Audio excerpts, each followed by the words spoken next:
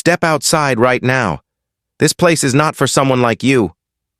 The flight attendant's words exploded at the doorway of the first-class cabin. Sharp, humiliating, and loud enough for every passenger to hear. It felt like a slap across the face, not just to the man standing there, but to anyone who knew what injustice sounded like. Before I tell you what happened next, where are you watching from? Drop it in the comments, hit like, and subscribe to help us share more powerful stories. Now, back to that frozen moment in the cabin, when all eyes turned, when silence swallowed every other sound, and Marcus Wright, dressed in a navy tracksuit and clean white sneakers, stood holding his laptop bag in one hand and his first-class boarding pass in the other, the number 1B printed in bold black ink, the very front seat of the cabin. He looked calm, but inside he felt the sting of every gaze, the weight of every judgment. Because this was not the first time someone had decided he did not belong. He had been told before that he didn't look like a CEO. He had been mistaken for staff at his own conferences. And he had learned to stand firm, to let composure be his weapon. That composure showed now as he answered, steady and clear. "This is my seat. I paid for this ticket." But Emily Harper, the 32-year-old flight attendant blocking the way, kept her grip on the tablet in her hand. On its screen flashed a red flag, one she herself had placed by manually overriding the system, citing a company memo that encouraged attendants to treat passengers in casual clothing as suspicious, in her eyes. Marcus was not a respected traveler, but a risk. She narrowed her gaze and said, "The system marked your ticket. You'll need to wait in economy until we clear this up." Her words fell like a verdict. Marcus drew a breath and replied with calm authority. "My name is on the manifest. My ticket cost $3,200, and I will not move based on assumptions." Behind him, his assistant, Javier Torres, only 30, but sharp and loyal, had already slipped his phone into recording mode. He knew too well how quickly moments like this could vanish without proof. The red circle glowed on his screen, capturing every second, every word, every look.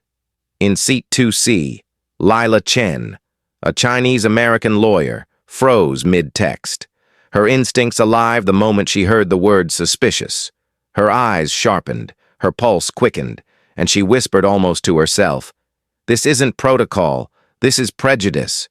One row ahead, in seat 1D, sat Derek Foster, a retired pilot with more than 3 decades in the air. His 62-year-old eyes had seen countless flights, countless mistakes, and what he saw here set his jaw tight. He leaned forward, his voice firm and slow.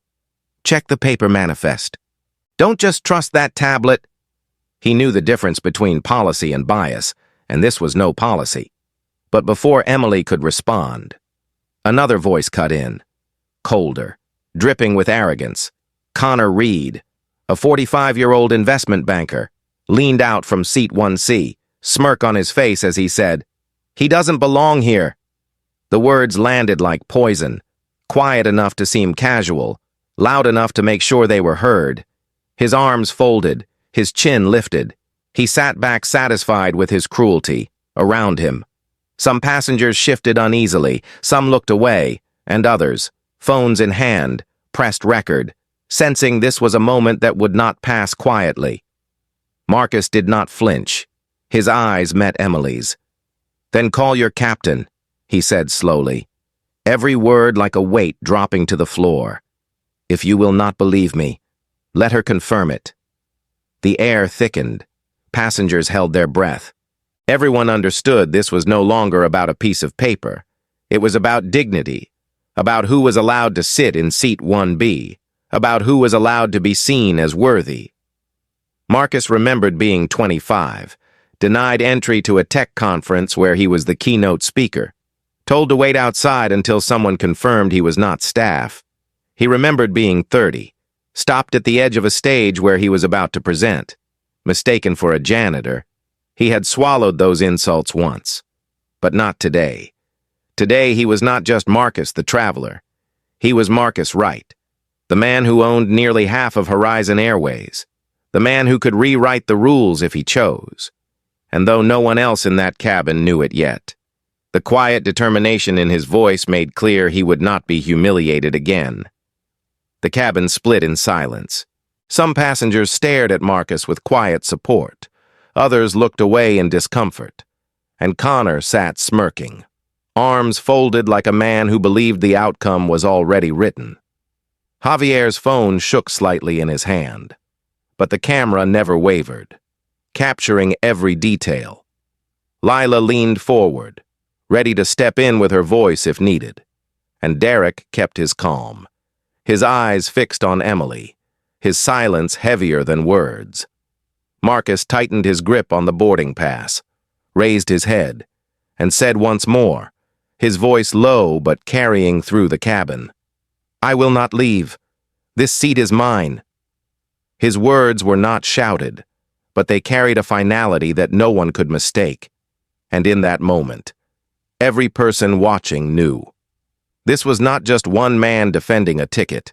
This was a stand against every time someone had been told they did not belong, against every door slammed shut without reason, against every judgment passed by appearance alone. The fight had begun, and Marcus was not stepping aside. Emily Harper did not step back.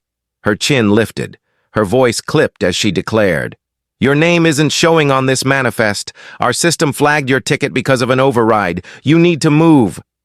Her words struck like a hammer, final and dismissive, and yet those who listened carefully could hear the tremor beneath them, the fear of a woman clinging to protocol to protect her job, a woman who believed she could hide behind the words of a memo that had been whispered through the company like a shadow, a memo that told attendants to watch out for passengers who looked unusual, a word that in practice meant anyone who did not fit the polished image of first class. Marcus stood firm, his ID already in his hand, his voice calm. "This is my seat. I paid $3,200 for it, and my name is right there, Marcus Wright, 1B, Nathan Brooks, the lead attendant." Stepped in then, a man of 40 with years of service, his face tight with unease, his eyes darting between Emily and Marcus as though torn between loyalty and truth. And he added softly, "Maybe it's best if you wait in economy until this clears." The passengers stirred, whispers rising, some glancing at Marcus with pity, others with doubt, and still others with quiet approval. Lila Chen's voice cut through the whispers like a blade, sharp and unwavering. "Wait a moment. Did I just hear you say override? You deliberately changed the status of his ticket without verifying? That is not procedure. That is discrimination." Her words hit Emily like a jolt, but Emily straightened her shoulders, doubling down. "I followed what the company told us. I followed the protocol." Lila shook her head, her voice rising with conviction. "No. What you followed was bias, and it's on record. I'm filming right now." The tension in the cabin deepened, passengers clutching phones tighter, eyes darting from face to face, unsure of where this was headed. Marcus remained steady, but inside his chest the old anger stirred, the memory of being 25, showing up at a leadership forum only to be told he was in the wrong room, the memory of being 30, asked to leave a gala because someone assumed he was staff, every insult layered into the moment now, yet he held his voice low and controlled. "You are trying to erase me from a seat I paid for, in front of everyone, without cause." Emily's jaw locked, her pride refusing to bend. "I'm protecting this cabin. I can't take chances." Derek Foster rose then, his 62-year-old voice firm, steady with the authority of decades in the cockpit. "This is not protocol, and you know it. If you suspected fraud, you should have called the captain immediately. Not override a manifest. That is a violation, plain and simple." His words carried weight, and heads turned toward him. Passengers realizing that this was no ordinary traveler. This was a man who had worn the uniform, a man who understood the rules better than the crew themselves. Connor Reed smirked wider, his voice laced with contempt. "He doesn't belong in first class. Just look at him. It's obvious." Those words were enough to make a few gasp, and enough to ignite Javier Torres, who whispered into his phone as he recorded. "Connor Reed, investment banker, seat 1C, caught on camera." He knew how these things played online. He knew the power of a name attached to an ugly sentence, and he was determined this would not vanish without accountability. Nathan Brooks shifted uneasily, his hands trembling as he held the tablet, his voice low but audible. "We were told to flag cases like this. Casual attire, unusual profiles. It wasn't supposed to be personal. But we were told..." His confession hung in the air, like smoke after a fire, undeniable and damning. Lila's eyes flared. "So you admit it. The company instructed you to target passengers based on appearance. Do you realize what you've just said?" Nathan looked down, guilt washing over him. And in that moment, the truth cracked open wider than Emily had intended. Because it was no longer just her pride. It was a system that had encouraged her actions, a culture that had allowed prejudice to hide behind procedure. Marcus tightened his grip on his ID, his voice calm but carrying to the far rows. "This is bigger than a seat. This is about dignity, and you have all chosen to erase it because of a memo." The cabin was no longer just a room of leather seats and muted lights. It had become a courtroom, every passenger a witness, every phone a recorder, every word evidence. Emily tried once more, her pride clinging to the illusion of authority. "Sir, I cannot let you sit down until this is resolved." But the conviction in her voice had begun to falter, the mask slipping under the pressure of truth. Marcus did not waver. "Then call the captain, because I will not move, and I will not be erased." The silence that followed was sharp enough to cut, the hum of the air vents suddenly loud, the shuffle of a passenger's shoe echoing down the aisle. And in that silence, the battle lines were drawn. Marcus on one side with his calm, Lila with her conviction, Derek with his authority, Javier with his camera, and on the other side, Emily with her pride, Nathan with his guilt, and Connor with his sneer. The cabin sat on the edge of a storm that was about to break open wider than anyone imagined. The cabin felt like a courtroom now, every eye fixed on the standoff. And that was the moment the allies began to step forward, not with fanfare, but with courage that could not be ignored. Because sometimes the strongest voice in the room is not the one that shouts, but the one that cuts through noise with calm conviction.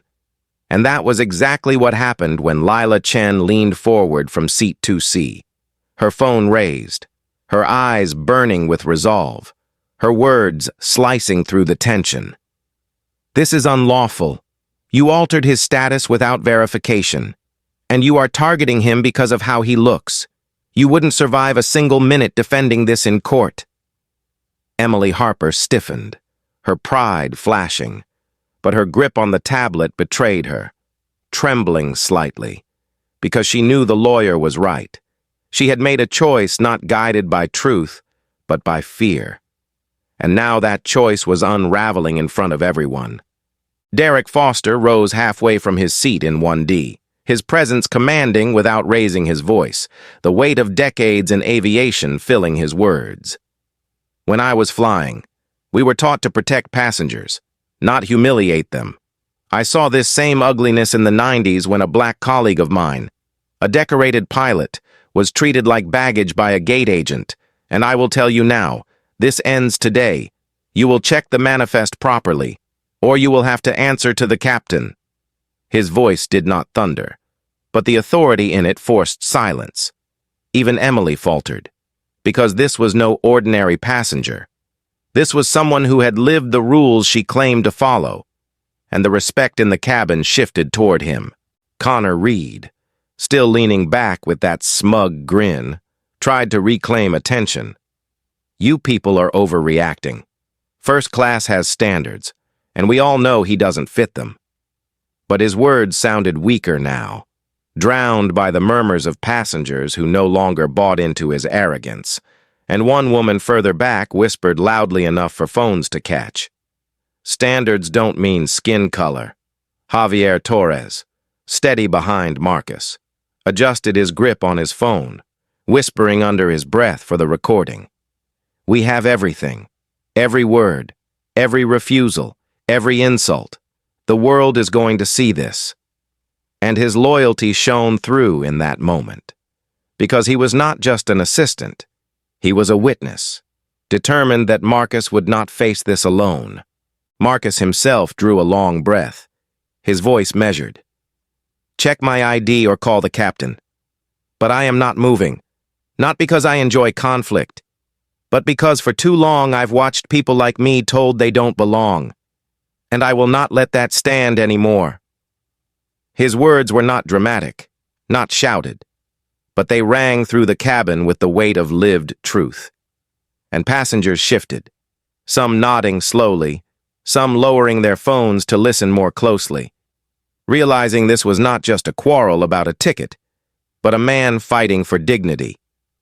Lila nodded toward Marcus, her voice sharp as a blade. They are on record now, and once this footage leaves this plane, Horizon Airways will have to answer for this. Emily's jaw clenched, her pride refusing to bend, but the fear in her eyes betrayed cracks in her armor, because she could feel the tide turning.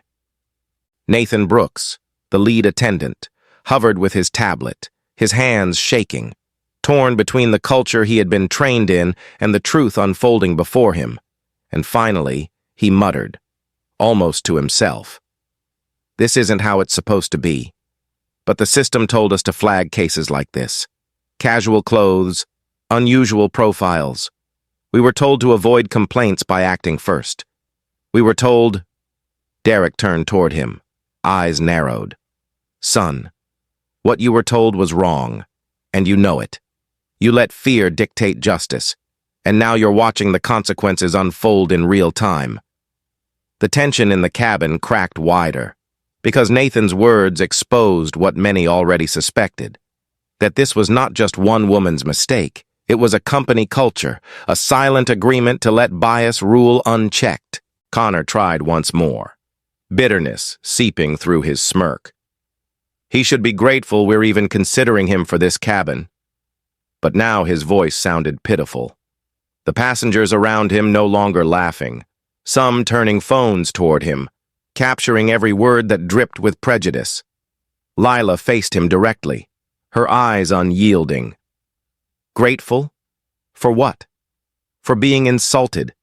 For being erased from the seat he paid for, the seat he rightfully owns. You should be grateful this isn't already in court, because when it is, and it will be, you'll be remembered as the man who mocked dignity. The words landed, Connor's smirk faltering for the first time, his face paling as the reality of exposure hit him. Javier whispered again, "That's going viral. It's already trending by the time we land." Marcus closed his eyes briefly, drawing strength from the silence, remembering another moment years ago when he had been mistaken for a baggage handler at an event where he was the keynote investor. The sting of humiliation sharp even now. But unlike then, he was not alone this time. He had allies rising with him, voices that would not be silenced. Derek's voice cut the air once more, steady as steel. "I've given my career to this industry, and I'll say this clear. You are risking not just a man's dignity, but the credibility of the entire airline. And if you think this will end quietly, you're wrong." Passengers murmured in agreement, nods rippling through the cabin like a wave. The atmosphere no longer one of judgment, but of solidarity, the tide turning with each passing second. Marcus opened his eyes, lifted his head, and spoke with calm certainty. "Call your captain now, because this is not ending with me stepping aside. This is ending with the truth, and with those words." The balance in the cabin shifted, because it was no longer one man against a crew. It was truth against silence, dignity against pride. and Marcus was no longer standing alone. The cabin was thick with silence, and Marcus, who had stood firm through humiliation and insult, finally extended something no one expected, a chance for redemption, his voice calm but carrying to every corner. "Emily, I am giving you one chance to make this right. Retract your accusation, admit the mistake, and let me take my seat, and we move forward with dignity." The offer landed like a lifeline, a bridge out of the storm, and for a brief second some passengers thought she might take it. But Emily Harper's pride burned too brightly, her face flushed, her jaw set, and she shook her head with stubborn defiance. "I followed protocol. You are not in the system, and until that changes, you cannot sit here." The refusal stung sharper than the initial insult, because now it was no longer ignorance, it was deliberate, a choice made in full view of witnesses and cameras, a choice that revealed more about her heart than any memo ever could. Marcus's expression did not harden, it only steadied, his voice unwavering. "Then call your captain, because this ends now." The weight of his words settled over the cabin like a storm cloud, and for a moment, no one moved, until footsteps echoed from behind the curtain, and Captain Elena Vargas appeared, a woman in her late 40s, her uniform pressed, her stride purposeful, her face etched with frustration at being summoned mid-boarding. She took in the scene with one sweeping glance, her eyes sharp, her tone brisk. "What is going on here?" Emily straightened immediately, pointing toward Marcus with urgency. "Captain, this passenger's ticket is suspicious. The system flagged it. He may not belong in this cabin." Marcus extended his boarding pass with calm precision, his voice steady. "My name is Marcus Wright. This is my ticket. Seat 1B. I am asking you to verify it." Captain Vargas took the pass, her eyes scanning quickly, and then she pulled a folded paper manifest from her jacket pocket, the old-fashioned safeguard that every seasoned pilot trusted, and her finger slid down the list until she found it, his name printed clearly. Marcus Wright, Seat 1B. She looked up, her brows narrowing at Emily, her voice curt. "His name is right here. This ticket is valid. He belongs in that seat." The cabin shifted, passengers exhaling, some nodding, others whispering, the truth undeniable. The paper in the captain's hand heavier than the tablet Emily clutched. But Emily, cornered and exposed, still clung to the last shred of pride, her voice brittle. "Captain, I only followed the training we were given. I cannot be punished for following instructions." Elena's patience thinned, her tone cutting. "Following instructions does not excuse overriding a valid ticket. That is not protocol.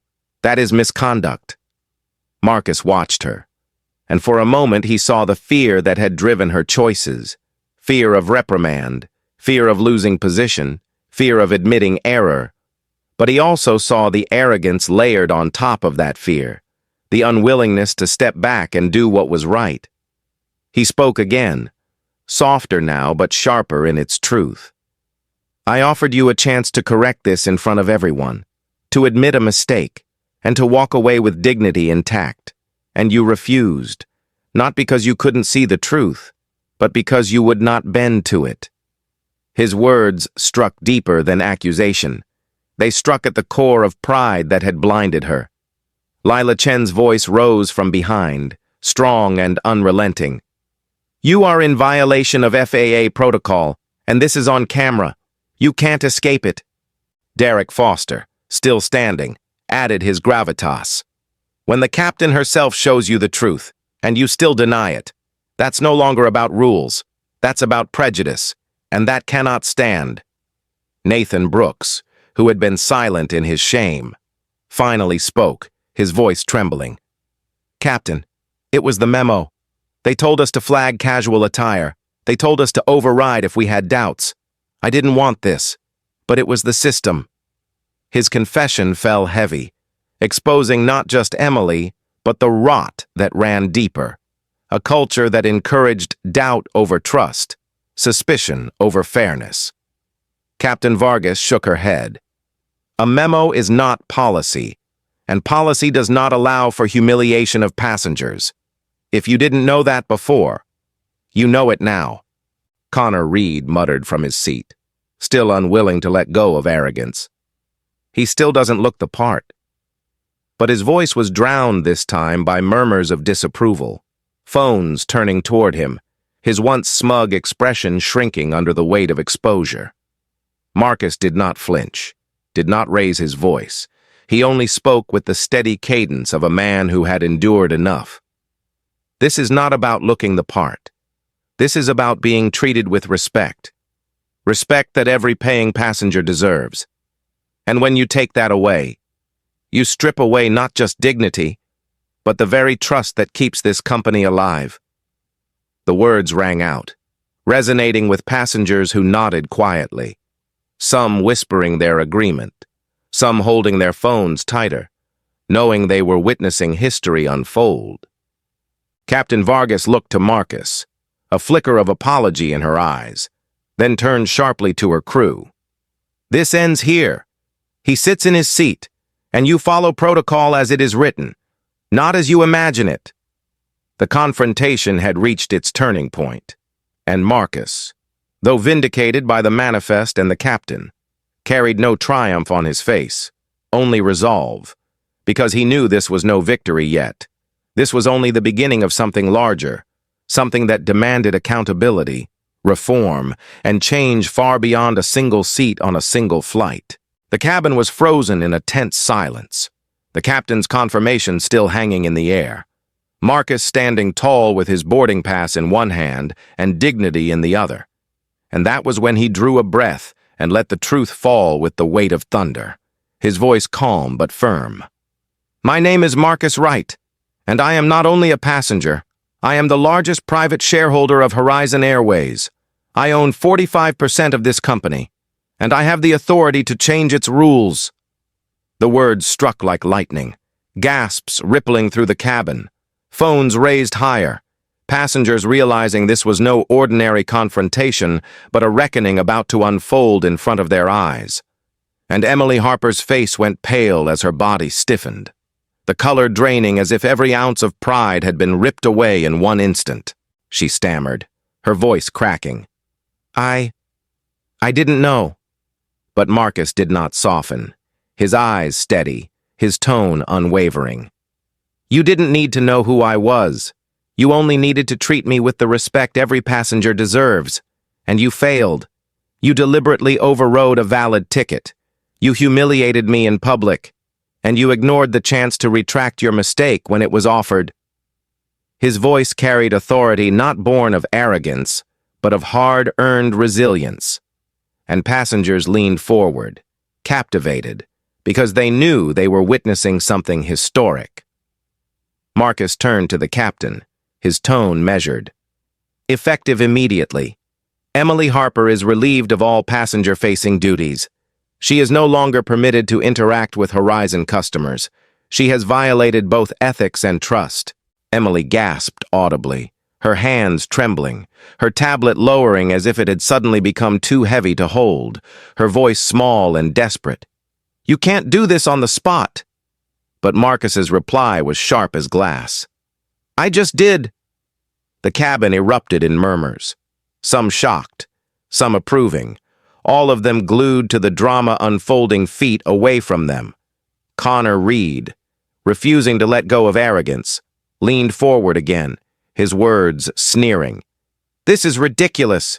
You can't just fire her in front of us. But Marcus turned his gaze on him with quiet fire. And you, Connor Reed, investment banker in seat 1C, who said I didn't belong here, who mocked me for the color of my skin and the clothes I wore. You are permanently banned from flying on Horizon Airways. You will never sit in these seats again, not while I have anything to say about it. Connor's face drained of color, his mouth falling open, his smirk finally erased. The weight of his words now a curse that barred him from the very privilege he had wielded like a weapon. And the phones caught every second, every twitch of fear on his face. Nathan Brooks, the lead attendant. stepped forward then, his hands shaking, sweat beading at his temple, his voice low but audible. He's right. The culture here is broken. I've followed orders for years. I've watched complaints disappear. I've seen bias reports buried.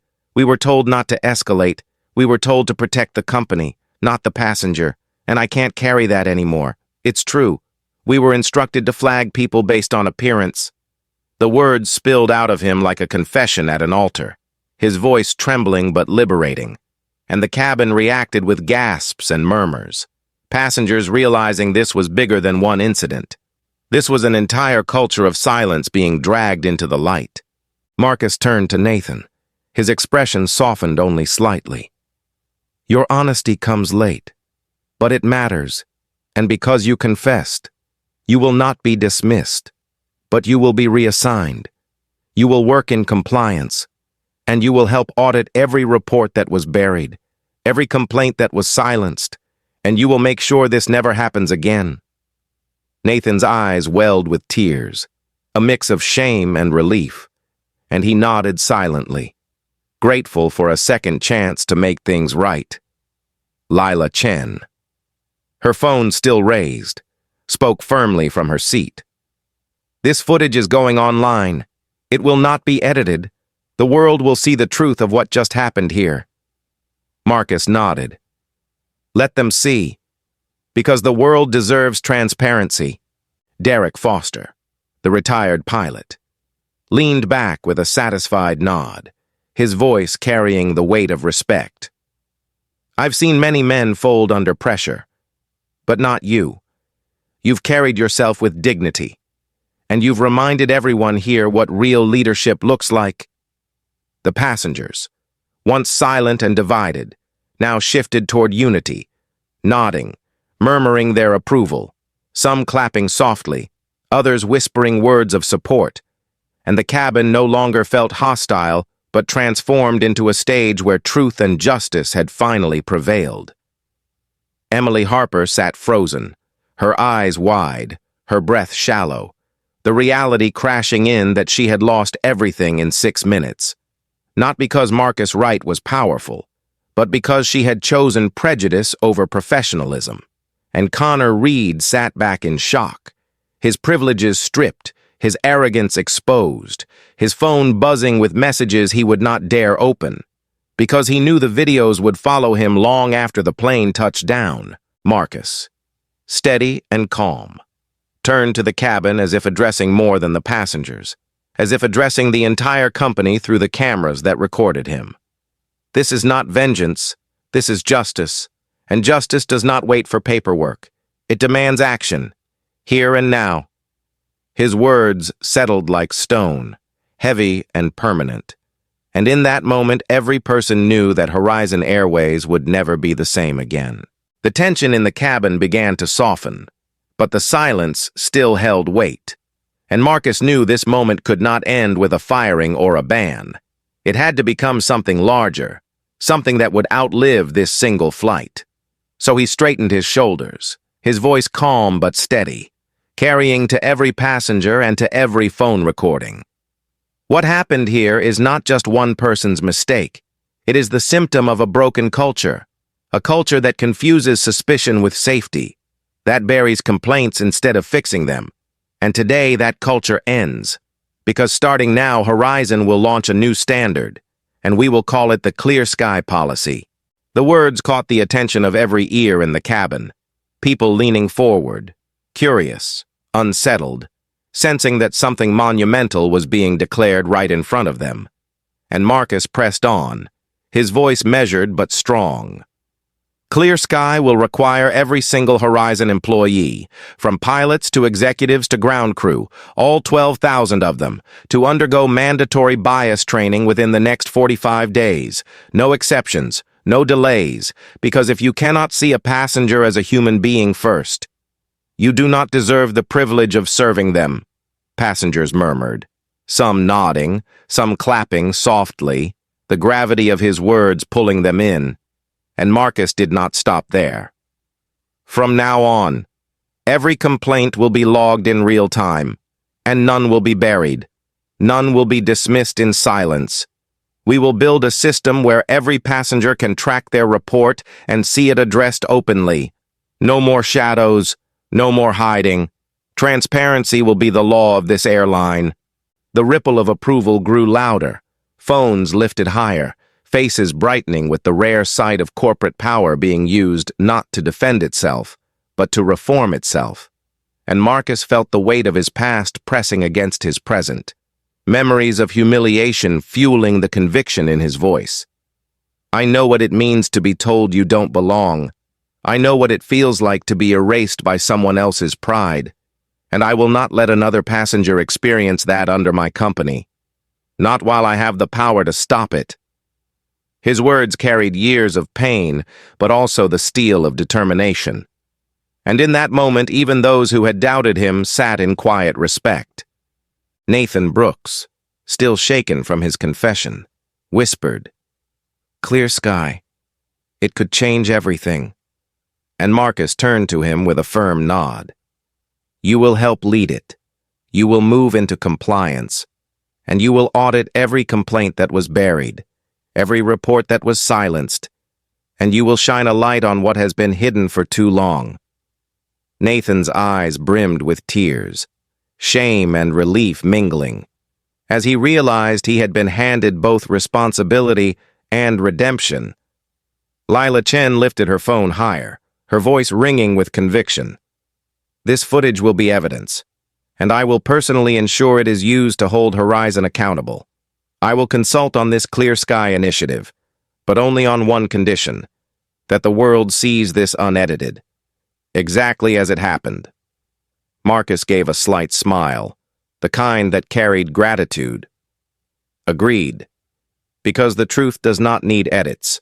It needs courage."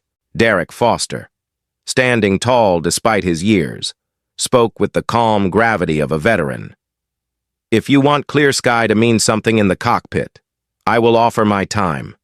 I will mentor new pilots not only in safety, but in ethics. Because no captain should ever allow what we just witnessed to happen on their watch." Marcus placed a hand briefly over his chest in respect. "Your voice is needed, Derek, because experience builds bridges that rules alone cannot." Connor Reed sat in silence now, the smugness gone, his banishment from Horizon sinking in as he realized this was bigger than him, that the arrogance he once wielded so freely had left him isolated. A cautionary tale of what happens when hate speaks louder than respect. Passengers exchanged glances, whispers turning to nods, the cabin shifting from shock to admiration, as they realized they were witnessing not just accountability, but transformation. Marcus's voice softened but carried no less power. Clear Sky is not just a policy. It is a promise that every passenger will be treated with dignity, whether they wear a suit or a sweatshirt, whether they fly every week or once in their lifetime, whether they sit in first class or coach, because respect is not a privilege, it is a right. The applause started slowly. A few claps scattered through the cabin, then grew into a steady rhythm.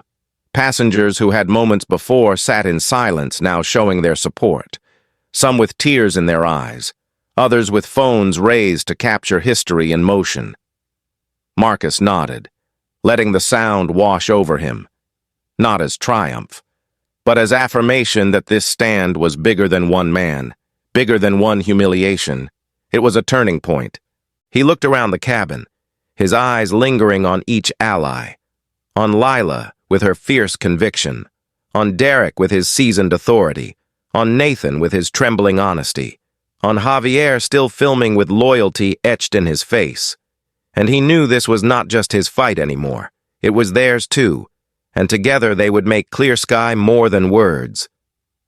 Emily Harper sat slumped in her jump seat, her career unraveling, the weight of her choices pressing down, her pride shattered by the reality that she had been given chances to step back and had refused.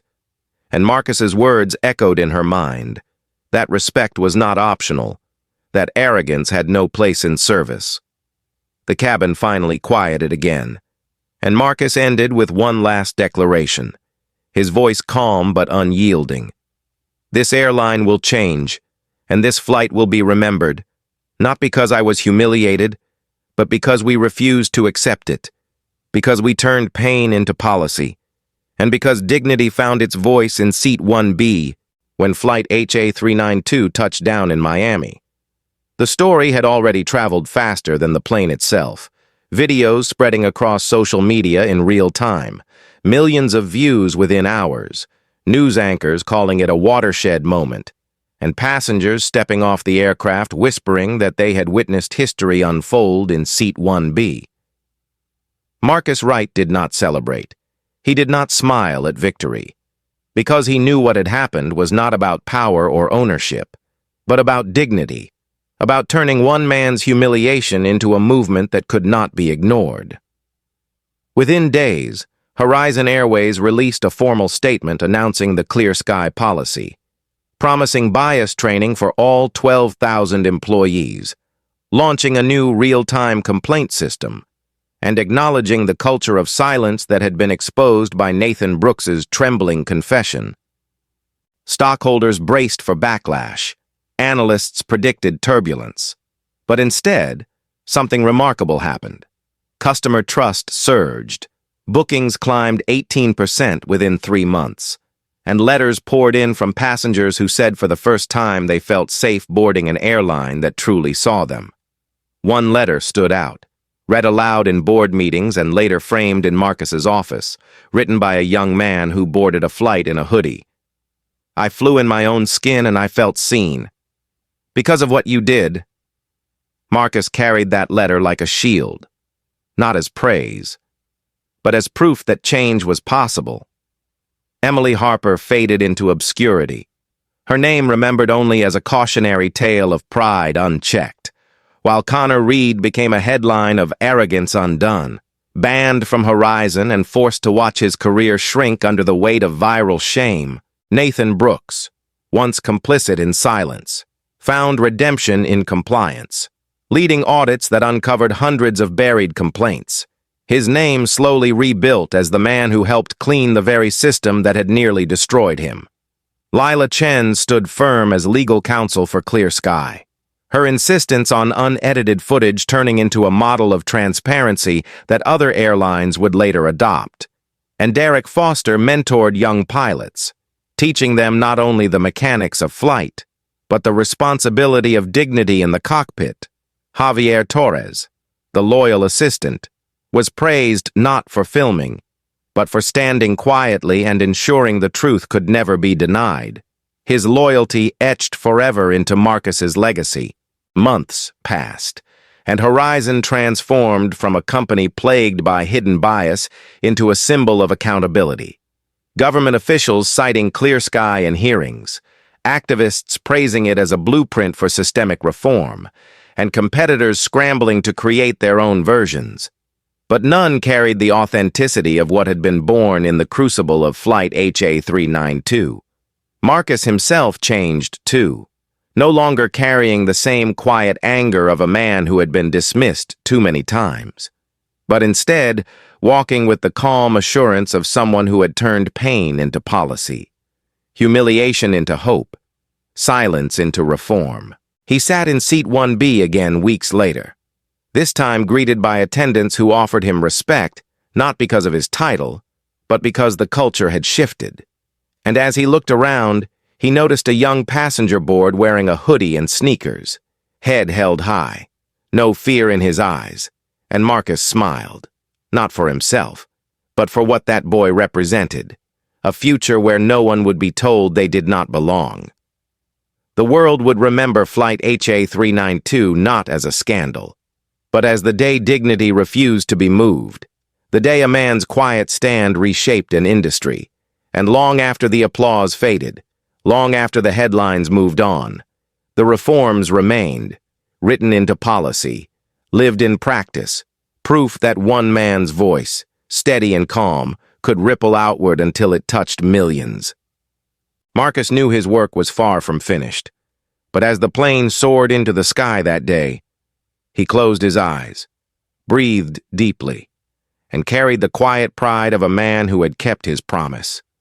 a promise that respect would never again be a privilege handed out to a chosen few, but a right carried by every soul who dared to step aboard. Thank you for watching this story. If it touched you, please subscribe, leave a like, and share it with someone who needs to hear it. Your support helps us keep telling powerful stories that matter. See you in the next one.